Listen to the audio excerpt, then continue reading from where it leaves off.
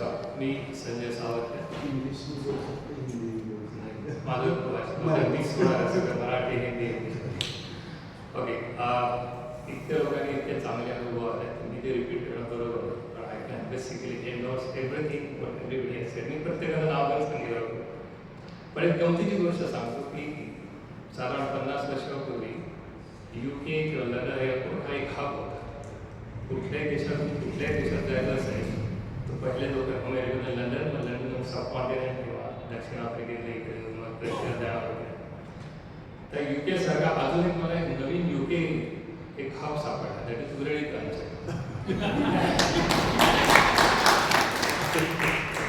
इथे आलेले बहुतेक लोक पहिले उरळी क्रांतीला गेले आणि मग तिकडनं डॉक्टरांना भेटले, मग इकडे आले. एव्हरीबडी आय कॅन सी की कोणाला वाईट अनुभव नाही, सगळ्यांना चांगलं झालं plus. So that is more okay. बरोबर. पुष्कळ जेव्हा उरळी क्रांती तर प्रत्येकाला काही विचारतं अहो तुम्हाला काय काय. मी गेलो तुम्हाला म्हटलं मला काहीच झालं नाही, तर ते म्हणजे तुम्ही आले कसे नाही. तर मग लक्षात येते की प्रत्येकाला व्याधी असतात, नाही असतात. तर डॉक्टर यांच्याशी बोलत होतो, अभिषेक म्हटलं काहीच नाही, बीपी नाही, शुगर नाही, काही नाही, काही नाही. मग त्यांनी पाहिलं की हा बुवा बोलताय आपण काहीतरी कुठेतरी गडबड देत नाही. ते म्हणे तुम्ही ते काम करा डॉक्टर मारे ना 2-3 दिवस नाही हो नाही. परत सेकंड वेळी होती, तुम्ही भेटले त्यांना नाही भेटा केलं.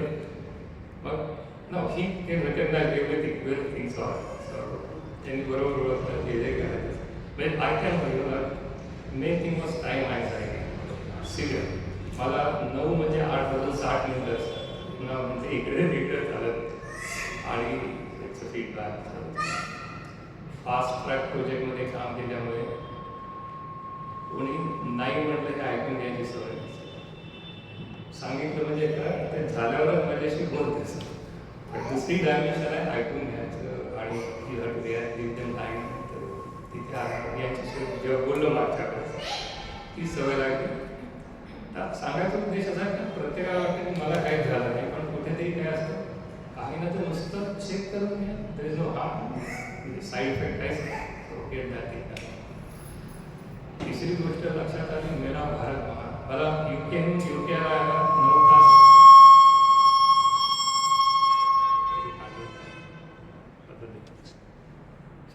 9.5-10 तास लागतात, पण मला नागपूरहून इथे यायला 24 तास लागले. So I know time likes competing. It's not it's healthy competition. Sir